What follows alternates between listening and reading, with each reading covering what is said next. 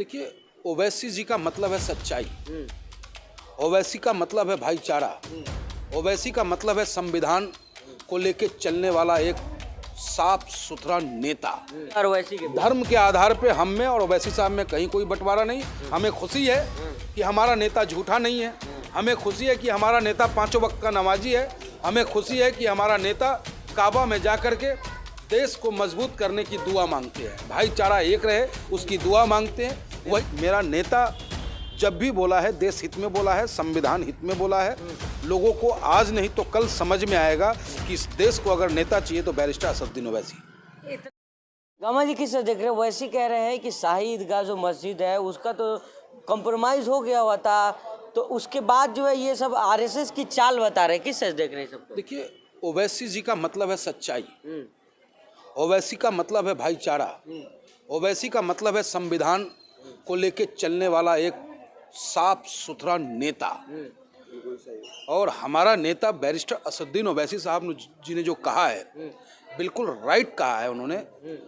ये भारतीय जनता पार्टी और आरएस इसकी एक चाल है, जो जैसे अयोध्या का जैसे मामला था, माननीय सुप्रीम कोर्ट ने जो आदेश दिया उस आदेश का पालन हिंदुस्तान के तमाम जातियों ने, चाहे वो मुस्लिम हो या हिंदू हो।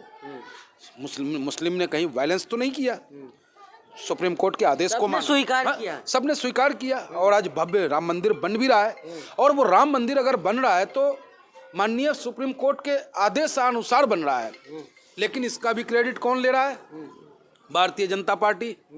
और फिर एक मुद्दा ला करके वहां का रख दिया जाता है मथुरा का, जबकि हमारा देश कहता है कि संविधान, हमारा देश हमसे ये कहता है कि संविधान ये कह रहा है, वर्शिप एक्ट 91 का जो एक्ट बना कि अयोध्या के बाद और जो जिस स्थिति में है उसी स्थिति में रहे, कोई वायलेंस ना हो, भाईचारा और एकता बनी रहे। तो अगर उन्होंने ऐसा कहा है तो बिल्कुल सही कहा है, मैं उनके बयान का समर्थन करता हूँ। लेकिन जिस तरह से जो है कोर्ट ने भी कहा है कि नहीं, निरक्ष जांच होगी, जांच किया जाएगा, इसको देखा जाएगा। कोर्ट के ऊपर तो हम कोई टिप्पणी कर नहीं सकते, लेकिन मेरा नेता जो कहता है वो सही कहता है। और मेरा नेता जब भी बोला है देश हित में बोला है, संविधान हित में बोला है। लोगों को आज नहीं तो कल समझ में आएगा कि इस देश को अगर नेता चाहिए तो बैरिस्टर असदुद्दीन ओवैसी। इतना मोहब्बत क्यों है आपको सर? मोहब्बत इसलिए है क्योंकि उनको देश से मोहब्बत है, मोहब्बत इसलिए है क्योंकि उनको संविधान से मोहब्बत है, मोहब्बत इसलिए है क्योंकि वो बाबा भीमराव अंबेडकर को दिल से मानते हैं। और अच्छे और सच्चे हिंदुस्तान की कल्पना तभी हो सकती है जब आप बाबा भीमराव अंबेडकर को सम्मान देंगे, उनके दिए हुए संविधान को लेकर के चलेंगे। आपने देखा अभी लोकसभा के अंदर में सीआरपीसी बदला जाता है, भारतीय कानून संहिता लाई जाती है। आपने उसे डीपली पढ़ा? लोगों ने पढ़ा नहीं, लेकिन बैरिस्टर असदुद्दीन ओवैसी साहब ने उस लोकसभा में खड़े होकर सरकार को आंखें में आंखें डाल के बताने की जरूरत की और लोगों तक पहुंचाया कि ये जो कानून बन रहा है, इस कानून से गरीब, कमजोर, दलित, अल्पसंख्यक, उस पे तो पुलिस वाले जुल्म करेंगे और धन्ना सेठ और पूंजीपति जो हैं वो मौज करेंगे। ड्रग्स का व्यापारी गलत दवा बेचेगा, गलत नशा का कारोबार करेगा, लेकिन जब वो पकड़ा जाएगा तो जुर्माना देकर के वो जेल नहीं जाएगा, बाहर ही बाहर रह जाएगा, क्योंकि उसके पास पैसा है। आज भी हिंदुस्तान में 70% ऐसे लोग जेलों में बंद है जो बेगुनाह हैं। ऐसे लोग बंद हैं जिनको पुलिस ने उठा के बंद कर दिया, गलत केस लगा के बंद कर दिया, और उनकी कैपेसिटी नहीं कि वो जमानत करा ले।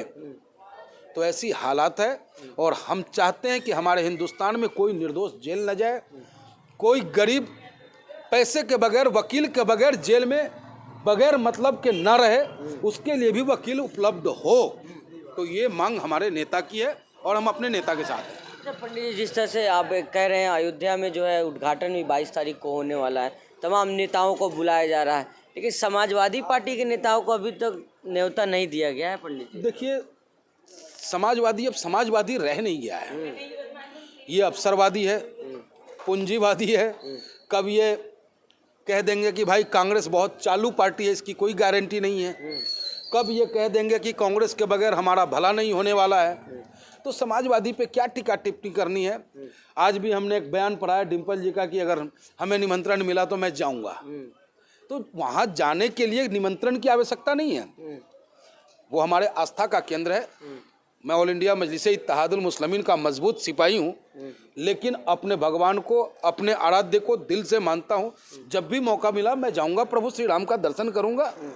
लेकिन मुख्तार अब्बास नकवी कह रहे हैं कि इन ऐसे पुराने जो पाप किए हैं तो अच्छा मौका है, समाजवादी वाले चले जाएं वहाँ पूजा कर ले, पाप धुल जाएंगे। देखिए मुख्तार अब्बास नकवी साहब जो कुछ भी कहते हैं वो भाजपा का दिया हुआ शब्द होता है, और बैरिस्टर असदुद्दीन ओवैसी का ये सिपाही जो बोलता है इस सिपाही के मुंह में किसी पार्टी का दिया हुआ शब्द नहीं होता है, क्योंकि हमारा नेता हमसे साफ शब्दों में कहता है कि पंडित जी आप अपने मजहब को पूरी इज्जत से माने, शिद्दत से माने, मैं अपने मजहब को मानूंगा, बस देश को मजबूत करने की जब बात हो तो हम और आप एक साथ इनकलाब जिंदाबाद करें। मतलब धर्म के आधार पे कोई बंटवारा नहीं है, धर्म के और ओवैसी के धर्म के आधार पे हम में और ओवैसी साहब में कहीं कोई बंटवारा नहीं। हमें खुशी है कि हमारा नेता झूठा नहीं है, हमें खुशी है कि हमारा नेता पांचों वक्त का नमाजी है, हमें खुशी है कि हमारा नेता काबा में जा कर के देश को मजबूत करने की दुआ मांगते हैं, भाईचारा एक रहे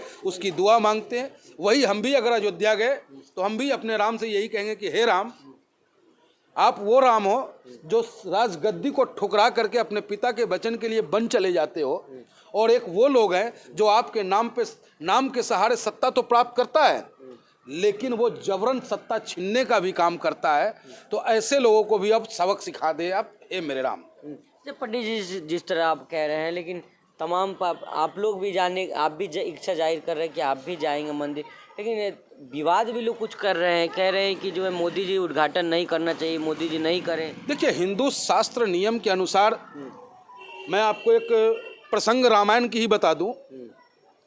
जब समुद्र किनारे शिवलिंग स्थापित करना था और उनको पूजा करना था भगवान राम को, तो पुरोहित कोई और नहीं रावण था।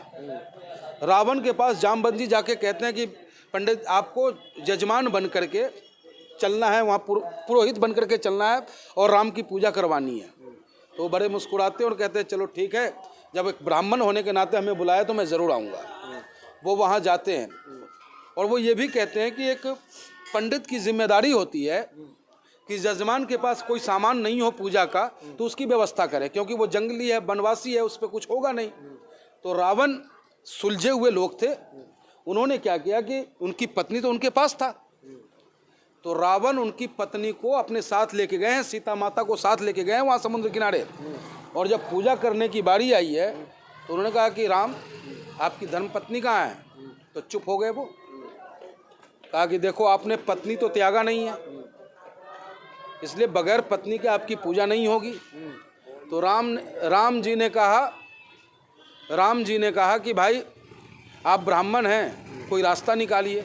कहा कि रास्ता तो बस एक ही है कि आपकी पत्नी इसमें होनी चाहिए पूजा में, नहीं तो पूजा सफल नहीं होता है। तो कहा फिर होगा कैसे? तो कहा कि मैं आपकी पत्नी को देता हूँ अभी, लेकिन सिर्फ पूजा तक के लिए, उसके बाद फिर मैं इसे वापस लेके जाऊँगा। और ऐसा ही हुआ, सीता आती हैं, आकर के प्रभु राम के साथ बैठते हैं, पूजा संपन्न होता है। उसके बाद माता सीता को लेकर रावण फिर लंका चले जाते हैं। तो ये है हमारे सनातन धर्म की पद्धति। बाकी अब कहते हैं ना कि मुख्य कानून छे, जो मुंह से बोल दिया वो कानून है, तो इसका देश पे क्या प्रभाव पड़ेगा वो आने वाला समय बताएगा।